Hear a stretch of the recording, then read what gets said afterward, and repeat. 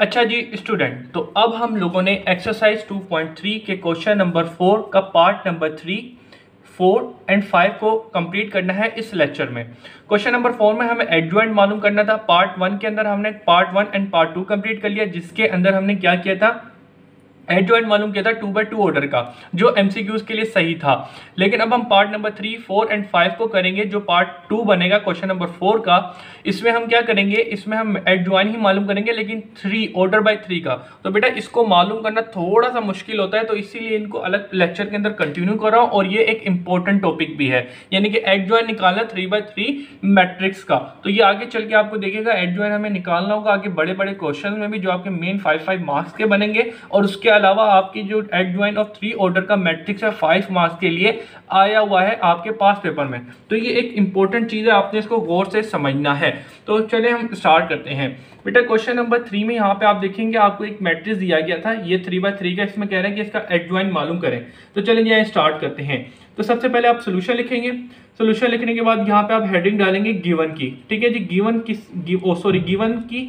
Heading डाल दें या लेट की हेडिंग डाल दें। सही है जी, लेट की डाल दें, क्योंकि यहाँ पे जो आपको मैट्रिक्स दिया गया उसके साथ कोई नंबर मतलब ए नहीं प्रेजेंट किया गया, तो वो हम कर देते हैं ताकि आगे जाके हम एडजॉइंट का जो सिंबलाइजेशन करनी हो उसको हमें आसानी हो। ठीक है, तो आपने लेट कर देना है। उसके अलावा जो मैट्रिक्स जिस तरीके से लिखा था वो मैट्रिक्स मैंने हूबहू लिख दिया है।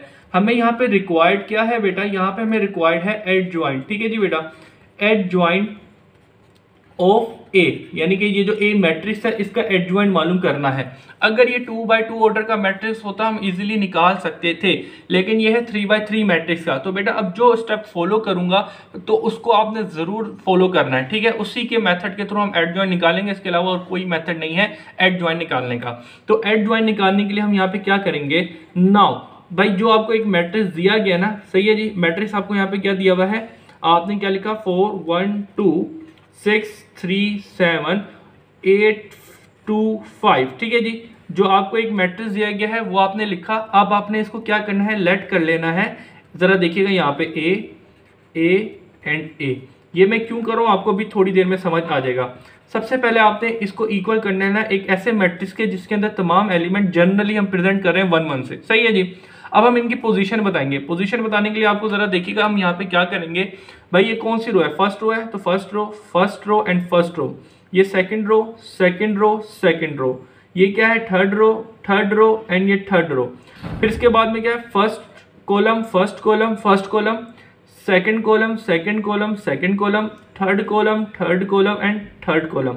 बेसिकली ये हमें क्या बता रहा है कि इसकी पोजीशन क्या है, first row and first column. मिसाल के तौर पर मैं इसकी देख लेता हूँ, तो इसकी पोजीशन क्या है भाई, इसकी पोजीशन क्या है, थर्ड रो है एंड सेकंड कॉलम है, फर्स्ट एंड सेकंड कॉलम है। तो आपको पता है किसी भी वेक्टर की या किसी भी एलिमेंट की जो पोजीशन बताते हैं पहले उसमें रो बताते हैं फिर कॉलम बताते हैं। तो आप जरा देख सकते हैं इसके अंदर, यानी कि पहले सेकंड रो है 2 लिखा है और थर्ड कॉलम है तो 3 लिख दिया गया है। तो इस तरीके से ये हमने कर दिया है। अब ये हमने क्यों किया जरा देखिएगा बेटा, ये वाली बात पता है, 4 इसके बराबर है, 6 इसके बराबर है, 8 इसके बराबर है, 1 इसके बराबर है, 3 इसके बराबर है, 2 इसके बराबर है। जो यहाँ पे पोजीशन है वो इक्वल टू उस साइड पे है। ये मैंने क्यों किया है अभी थोड़ी देर में आपको समझ आने लगेगा। स्टूडेंट हम बारी बारी करके ये जो वैल्यूज है ना इनकी वैल्यू मालूम करेंगे। कैसे करेंगे जरा देखिएगा, यहाँ पे आपके पास क्या लिखा है, A11 लिखा हुआ है, आपने इसको मालूम करना है। कैसे मालूम करेंगे जरा देखिएगा, -1 की पावर यहाँ पे लिखा है 1 + 1। सही है जी, और इसको मल्टीप्लाई करेंगे इसके कोफैक्टर से। अब कोफैक्टर क्या है, ये गया, आपके पास ये चीज आ जाएगी तो वो आपने लिख देना है। तो भाई जरा देखेंगे इसकी जो वैल्यूज होंगी हम निकालेंगे यहाँ से, यानी कि ये A11 की पोजीशन क्या है, 4 है, तो ये गया और ये गया, ये इसकी कॉलम और इसका रो गया, तो आपके पास क्या बच गया, 3 2 7 5। समझ लो बच्चों। अब आगे क्या होगा, अब जरा देखना आगे क्या होगा कि भाई ये है -1, उसके ऊपर पावर 1 और 1 कितनी हो गई, 2। सही है जी, फिर उसके बाद यहाँ पे जरा देखिए इनको, अब ये एक मैट आपको क्या दिया, डिटरमिनेंट दिया। इसको सोल्व करने के लिए हम इसको इससे मल्टीप्लाई करेंगे, इसको इससे मल्टीप्लाई करेंगे, बीच में माइनस लगा देंगे। तो भाई 5 3 = 15 और 7 2 = 14 और बीच में आ गया माइनस। समझ रहे हैं इस चीज को। अब इक्वल करते हैं, इक्वल करने के बाद a की पावर -1 की पावर 2 है तो आपको पता है 1 आ जाएगा, और 15 - 14 किया तो ये 1 आ गया, 1 से 1 मल्टीप्लाई किया तो ये आ गया आपके पास 1। तो यहाँ पे आपके पास क्या हुआ बच्चों, यहाँ पे आपके पास A11 की वैल्यू क्या निकल के आ गई, 1। सही है जी, अब जिस तरीके से हम लोगों ने इस ए की वैल्यू निकाली है, इसी तरीके से ये जितनी टोटल 9 वैल्यूज है, एक एक करके इन तमाम की वैल्यू हम लोग निकालेंगे। सही है बच्चों। अब इसको हम कंटिन्यू करेंगे। यहाँ पर मुझे पता है थोड़ा सा डिफिकल्ट लग रहा होगा, लेकिन अभी आप फेमिलियर हो जाएंगे। अब यही काम हमने तमाम उसके लिए करना, तो इतनी कोई मुश्किल बात नहीं है, ईजी बात है। अब जरा चलते हैं हम इसकी बात करते हैं। तो भाई A12 लिखा हुआ है यहाँ पे, है ना भाई, ये क्या लिखा है A12। तो भाई जरा देखिए मैंने आपको क्या बताया था, -1, उसके ऊपर क्या लिखेंगे। अब जरा देखिए ये जो नंबर लिखा होता है ना 1 + 2, इसको हम इसके समझेंगे प्लस में, यानी कि ये जो चीज ऑर्डर बता रही होती है ना, उसका हम -1 की पावर बना देंगे, उसको 1+ के अंदर फॉर्म में लिख देंगे। सही है। इसी तरीके से आगे हम चलेंगे तो इसको 1+3 के अंदर करके लिखेंगे। जब हम करेंगे आपको बता देंगे। फिर इसके बाद में क्या करना है, सबसे पहली चीज आपको पता चल गई कि -1 की जो आपको ऑर्डर होता है उसको इस तरह की सब करके हम लिख देते हैं। अब ये बताएं इसकी पोजीशन क्या है। इसकी पोजीशन ये है। अब ये कॉलम ये रो गया तो यहाँ पे 1 2, सही है जी, और ये 2 5 बच गया, ये 2 5 बच गया आपके पास। सही है जी। तो सिंपल आप इस तरीके से करेंगे। अब इसको सोल्व करते हैं। तो भाई सोल्व करने के लिए हम यहाँ पे क्या करेंगे, -1 की पावर क्या बन जाएगी 3, क्योंकि 1 और 2 कितने हो गए 3, और इसको सोल्व करें 5 1 = 5 और 2 2 = 4, और बीच में फार्मूले का आ जाएगा माइनस। तो अब जरा देखिए क्या करेंगे, -1 की पावर आप -1 की पावर क्यूब ली तो आपको पता है ऊपर पावर इवन है तो माइनस ही रहेगा, और उसके अलावा 5 में से 4 चले गए तो 1 रह गया। तो 1 को -1 से मल्टीप्लाई किया तो यहाँ पे आपके पास क्या वैल्यू आ गई, -1। तो भाई इस तरीके से A11 की वैल्यू आपके पास 1 आई, A2 की वैल्यू आपके पास -1 आ गई। सही है। इसी तरीके से करते करते इन 9 की वैल्यू हम लोगों ने मालूम करनी है। वो एक तरीके से आपका क्या आएगा, एडजॉइंट आएगा। इसको हम बोलते हैं एडजॉइंट करना, लेकिन इन दी एंड आपको उसका ट्रांसपोज भी करना होगा। वो बात की कहानी है, लेकिन मेन चीज तो यहाँ पे समझने की है, ये जो हम एक एक क्या कह रहे हैं, एक एक जो वैल्यू मालूम कर रहे हैं ये आपको मालूम करने आनी चाहिए। तो भाई हमने सबसे पहले 1 2 कर लिया, अब A13 करेंगे। ठीक है जी। तो अब आ गई इसकी बारी। तो जरा देखिए इसको मैंने आपको क्या था, -1 की पावर 1 + 3 हो जाएगा, क्योंकि इसका जो ऑर्डर है 1 3 है तो इनको 1 उसमें फॉर्म में लिख देंगे। सही है जी। फिर इसके बाद आगे क्या करना है बच्चों, अब इसके बाद आपको पता है हमने अब इसकी वैल्यू निकालनी है। तो जो हमें वेक्टर दिया, जो हमें इसको मैट्रिक्स दिया था, उसकी पोजीशन में यहाँ पे 8 है तो उसकी कॉलम और उसका रो चले जाएगा। हमारे पास यहाँ पे क्या रह गया, 1 3 2 7। सही है जी बेटा। तो अब हम इसको सोल्व करेंगे। भाई सीधी सी बात है। तो -1, इसके 1 और 3 कितने हो गई, पावर 4 बन जाएगी, और इसको सोल्व करें 7 1 = 7 और 2 3 = 6। सही है जी। अब जरा यहाँ पे देखें -1 की पावर 4 निकालें, क्या बना, 1 बन जाएगा, क्योंकि ऊपर पावर क्या है, इवन है। उसके अलावा 7 में से 6 गए तो यहाँ पे 1 बच गए, तो 1 से 1 मल्टीप्लाई किया तो यहाँ पे आपके पास 1 आ गया। सिंपल। तो यहाँ पे आपने A13 की भी जो वैल्यू है वो निकाली, वो क्या आ गई, 1 आ गई।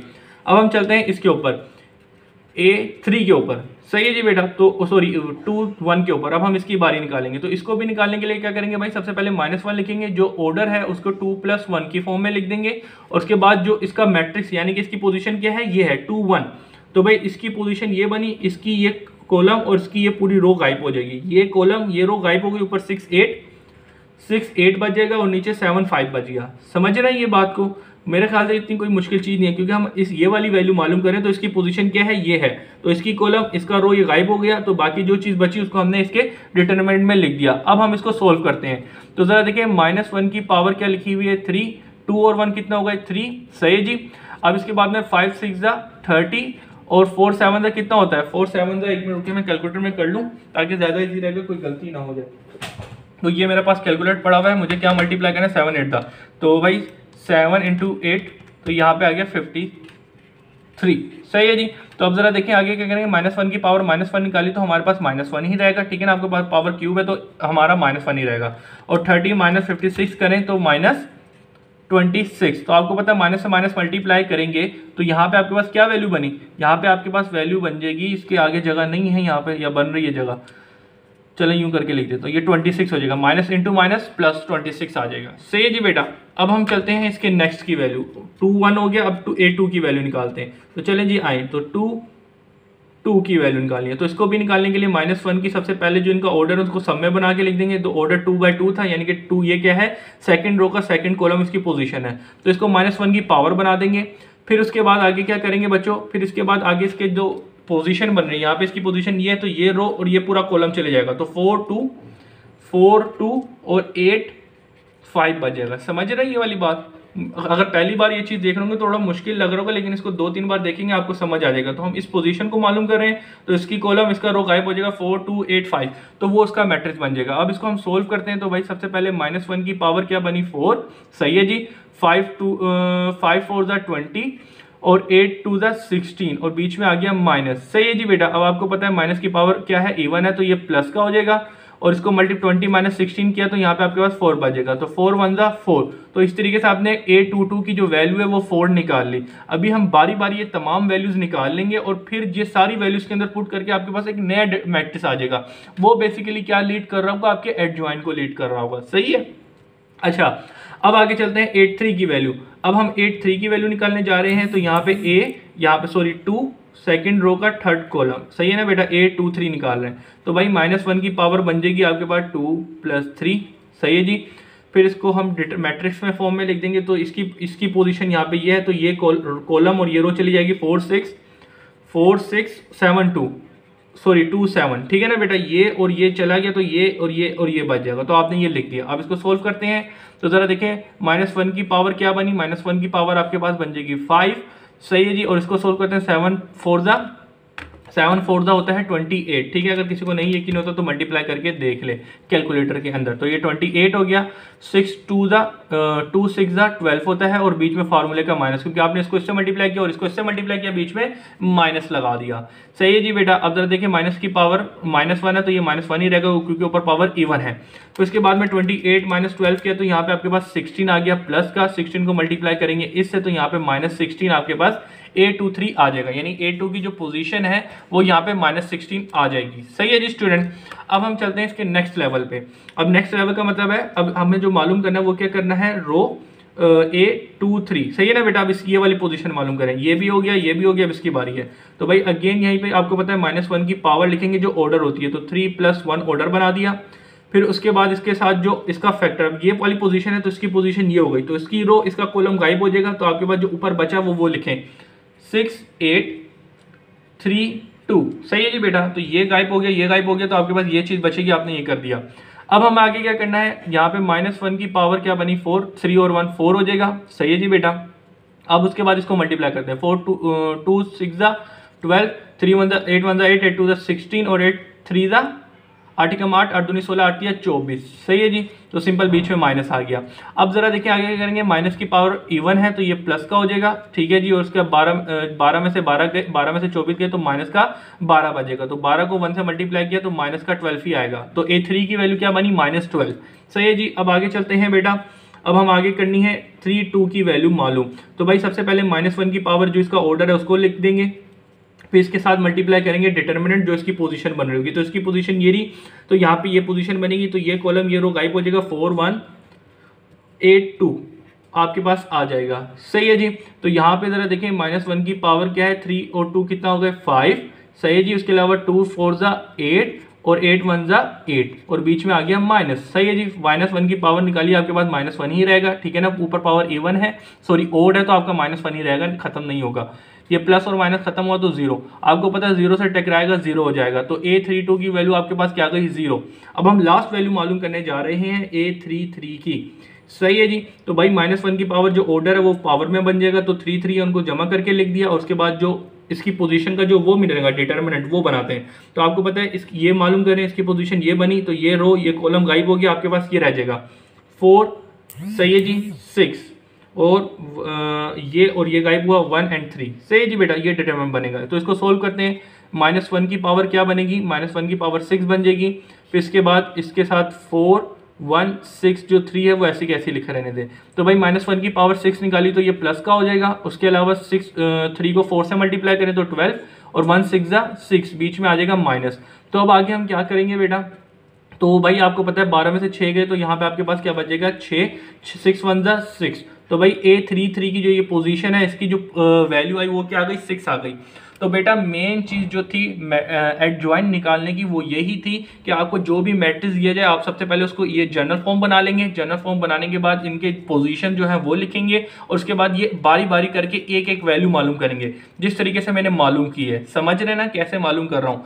अब हम क्या करेंगे, अब हम यहाँ पे करेंगे नाउ, ठीक है जी। अब हम ये वैल्यूज पुट करेंगे। कैसी वैल्यूज पुट करेंगे कि भाई ये जो हमने वेक्टर लिया था क्या कि भाई A11, ठीक है जी, फिर उसके बाद में A21, फिर उसके बाद में A31, सही है जी। फिर उसके बाद में क्या आया A12, फिर उसके बाद में A22 और उसके अलावा आया फिर 32। फिर उसके बाद में हमने यहाँ पे A13 और A23 और A33, सही है जी स्टूडेंट। तो ये आपने क्या किया था, इसको हमने लेट किया था। अब ये जो जितनी भी वैल्यू निकाली है ना उस वैल्यू को भी यहाँ पे बारी बारी पुट करते हैं। तो सबसे पहले बताएं मुझे A11 क्या निकाला था। A11 की वैल्यू निकली थी आपके पास 1।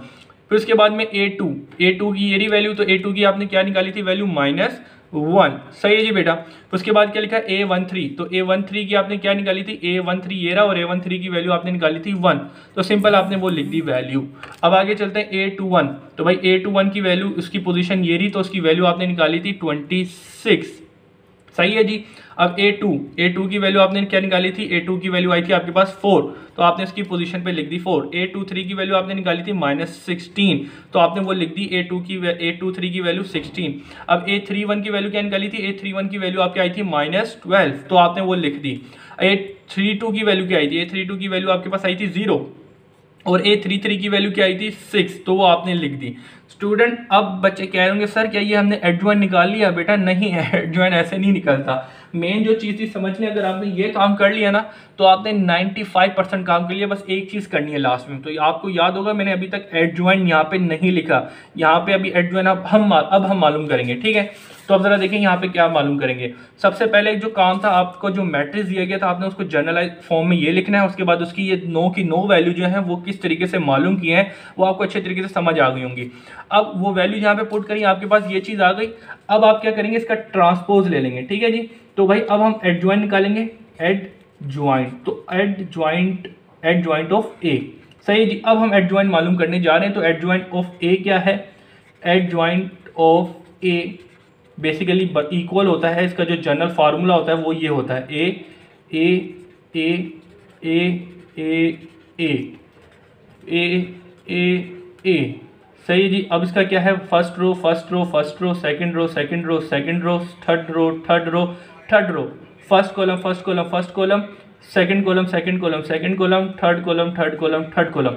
तो भाई ये वही ये जो एडजॉइंट का मैं फार्मूला बनाने चाह रहा हूँ। अभी तक हम लोगों ने क्या काम किया था, अभी तक देखिएगा मैंने एडजॉइंट नहीं लिखा था, अभी तक हम एडजॉइंट निकालने के लिए काम कर रहे थे। तो एडजॉइंट का फार्मूला क्या होता है, एडजॉइंट का फार्मूला क्या होता है, ये होता है एडजॉइंट का फार्मूला, यानी कि एडजॉइंट बराबर होता है ये इस चीज़ के, लेकिन इसके ट्रांसपोज के लिए अभी तक हम लोगों ने ये चीज़ मालूम की है, यानी कि इसका हम ट्रांसपोज ले लेंगे तो हमारा ये चीज़ आ जाएगी। तो चलिए इसका ट्रांसपोज लेते हैं। तो भाई ये चीज़ किसके बराबर थी, ये चीज़ बराबर थी इसके। अब इसका ट्रांसपोज लेते हैं, तो भाई ये जो रोज थी इसको कॉलम बना देंगे तो इसका आपके पास ट्रांसपोज आ जाएगा।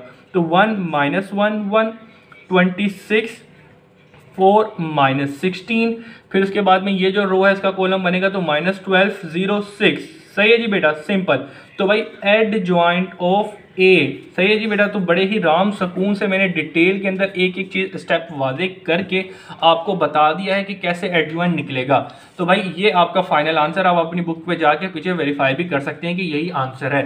मेन चीज़ क्या थी कि आपको जो भी मैट्रिक्स दिया जाए उसको सबसे पहले जनरल फॉर्म बनाएंगे, इनकी पोजीशन कैसे लिखनी है ये आपको समझ आ गई होगा।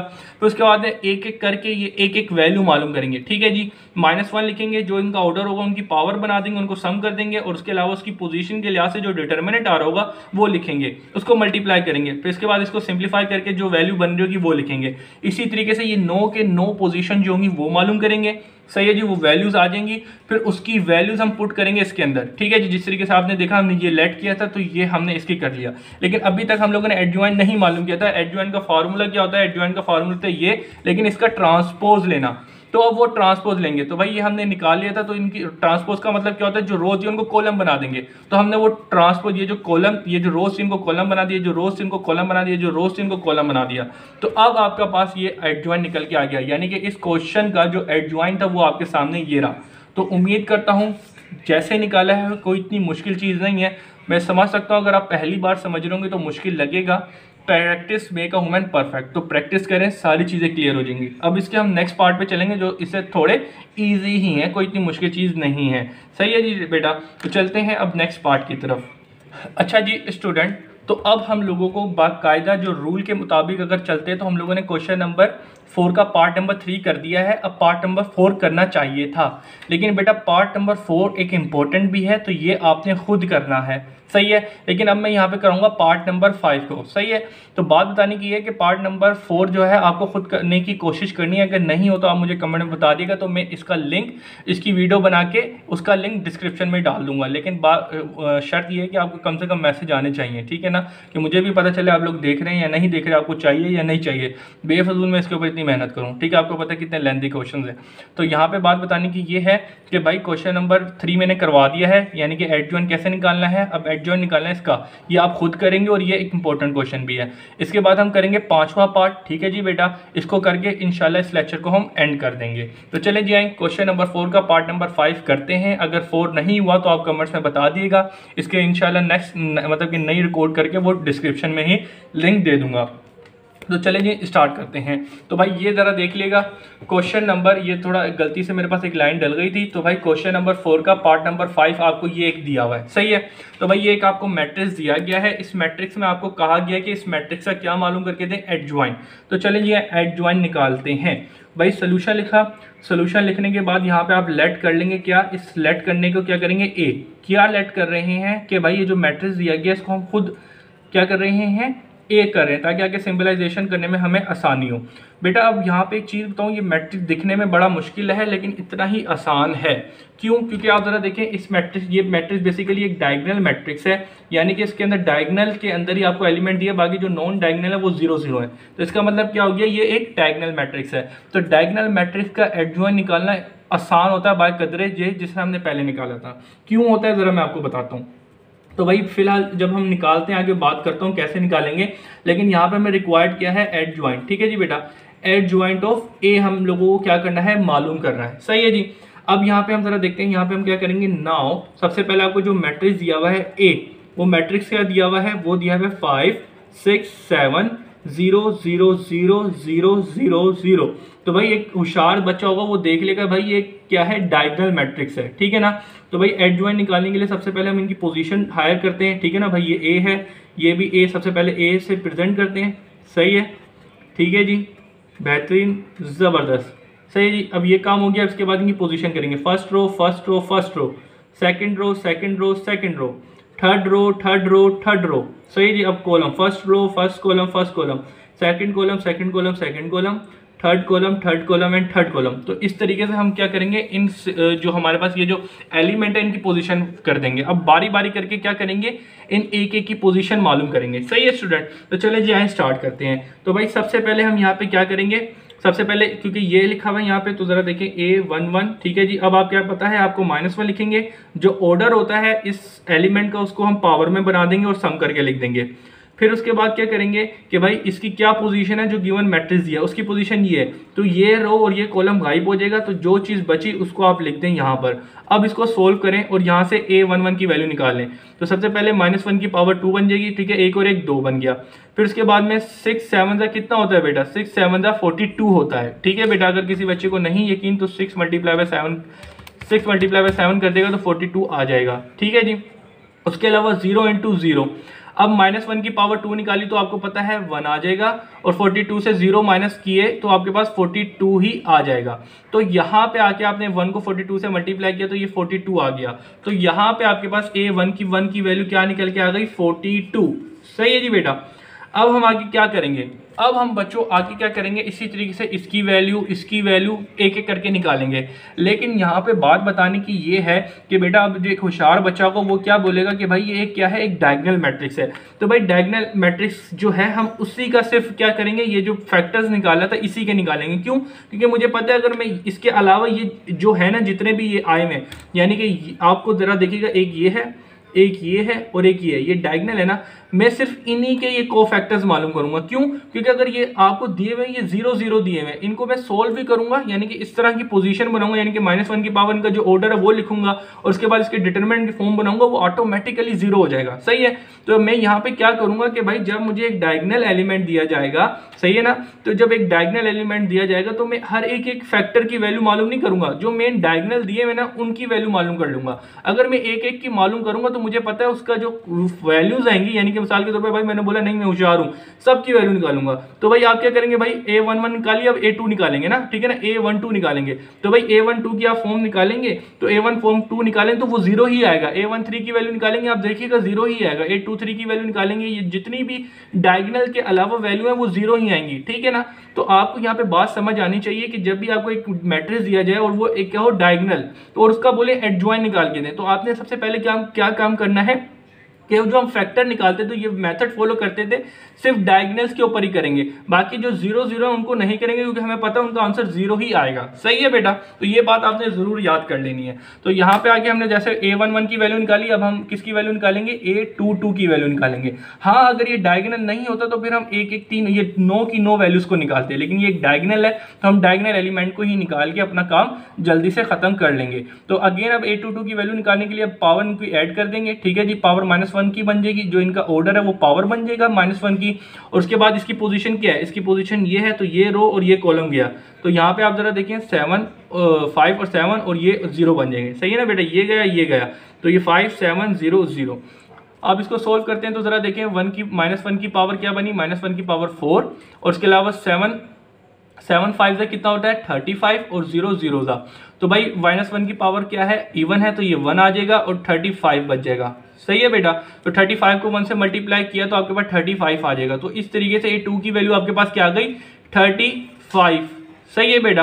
अब हम आगे क्या करेंगे, इसका अब इसकी वैल्यू मालूम करेंगे। सही है जी, देखें किस तरीके से निकालिए, क्योंकि डायगोनल मैट्रिक्स दिया तो उसका निकालना आसान है।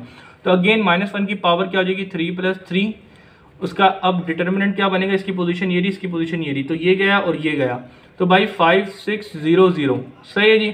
अब हम यहाँ पे जरा देखें, -1 की पावर 6 बन जाएगी, 6 और 3 6 बन गया, और इसको 6 5 30 और -0 0 0। तो अब जरा देखेंगे यहाँ पे आपके पास क्या फॉर्म बनेगी बेटा, यहाँ पे आपके पास -1 की पावर 6 निकाली तो 1 आ जाएगा, और 30 - 0 किया तो ये 30 आ जाएगा, 1 को 30 से मल्टीप्लाई किया तो 13 बन जाएगा, 30 बन जाएगा। तो भाई a33 की वैल्यू क्या निकल के आ गई, 30। सही है जी बेटा, सिंपल। तो अब हम यहाँ पे क्या करेंगे, अब बच्चों यहाँ पे आपने क्या किया, क्योंकि आपको पता था ये एक डायगोनल मैट्रिक्स है, तो डायगोनल के एलिमेंट के ही आपने फैक्टर्स मालूम किए हैं। ये बेफजूल जो थे उनके मालूम नहीं करे, क्यों, क्योंकि आपको पता है उनको हम सोल्व करेंगे तो 0 ही आएगा, बेफजूल आपका टाइम ज़ाया होगा। तो अब आपने यहाँ पे क्या करना है, नाउन लिख दें या हिंट्स लिख दें, जो आपका दिल करे वो कर दें। अब यहाँ पे क्या होगा, बेसिकली ये जो फैक्टर्स थे, यानी कि ए फिर ए, सही है जी। और इनका क्या था, first row, second row, third row, first column, second column, और थर्ड कॉलम। तो भाई ये जो फैक्टर था ये पोजीशन बन गई। अब इसकी आपने क्या क्या वैल्यू मालूम की है वो जरा पुट कर दें। सही है जी बेटा। तो सबसे पहले a11 की क्या निकाली, a11 की आपने निकाली 42, फिर उसके बाद में आपने a22 की वैल्यू क्या निकाली 35, फिर उसके बाद में a33 की वैल्यू क्या निकाली आपने 30। ठीक है, जो पोजीशन थी वो वैल्यू कर ली। अब उसके अलावा आपके पास जो नॉन डायगोनल है, अब वो क्या निकली होंगी, वो 0 0 ही निकली होंगी। तो आपने क्या कर देना, उसकी जगह 0 0 0 लिख देना है। तो भाई इसका आपका क्या था, जो डायगोनल आपको बेसिकली एडजॉइन मालूम करना था, तो आपने ये मालूम कर लिया। तो भाई एडजॉइन मालूम करने का फार्मूला क्या था, मैंने आपके साथ डिस्कस किया था, यानी कि जो आपने फॉर्म मालूम बनाई है ना, अब इसका ट्रांसपोज लेंगे तो आपका एडजॉइन निकलेगा। तो यहाँ पे सबसे पहले हम हेडिंग डाल देंगे कि एडजॉइन ऑफ ए को मालूम करने जा रहे हैं, तो एडजॉइन ऑफ ए, ठीक है जी। तो एडजॉइन ऑफ ए बेसिकली क्या होता है, ट्रांसपोज होता है। तो भाई ये चीज़ ये है, अब इसका ट्रांसपोज लिख दें तो आपका वो आंसर होगा। तो ट्रांसपोज के लिए हम क्या कहते हैं, जो रो थी उसको कॉलम बनाते हैं। ये पूरी रो थी तो 40 रो 0 0, तो ये जो पूरी रो थी इसको कॉलम बना दिया। अब ये जो पूरी रो है इसको कॉलम बना देंगे, तो ये 0 आ जाएगा, 35 आ जाएगा और ये 0 बन जाएगा। सही है जी। उसके बाद ये जो रो थी इसको कॉलम बना देंगे। तो भाई ये ऊपर 0 आ जाएगा, फिर ये 0 आ जाएगा और ये 30 आ जाएगा, यानी कि ये जो रो थी इसको कॉलम की फॉर्म में लिख लिया। तो आपका मेन कॉन्सेप्ट क्या था कि भाई ये जो चीज़ थी वो वैल्यू मालूम करी एक एक कर, ठीक है, और इसका ट्रांसपोज ले लिया। तो ट्रांसपोज लेंगे तो वो हमारा एडजॉइन होगा। तो भाई this is your final answer. तो बेटा यहाँ पे आके क्वेश्चन नंबर 4 कंप्लीट होता है। क्वेश्चन नंबर 4 मैंने नहीं करवाया, अगर आपको उसमें कोई भी कंफ्यूजन होती है तो आप कमेंट्स कर दिएगा। इंशाल्लाह अगर ज़्यादा कमेंट्स आए तो मैं उसके ऊपर लेक्चर रिकॉर्ड करके डिस्क्रिप्शन में ही लिंक दे दूंगा। तो यहाँ पे क्वेश्चन नंबर 4 होता है कंप्लीट। बहुत इंपॉर्टेंट टॉपिक था कि एडजॉइन ऑफ 3 मैट्रिक्स का कैसे निकलता है, क्योंकि इन फ्यूचर ये आपको मेन क्वेश्चन में आपके बहुत काम आने वाले हैं। सही है जी स्टूडेंट। और उसके अलावा 5 मार्क्स का भी अलहदा से आ रहा होता है। तो यहाँ पे इस लेक्चर को करते हैं एंड अपना बहुत सा ख्याल रखिएगा। अल्लाह हाफिज़।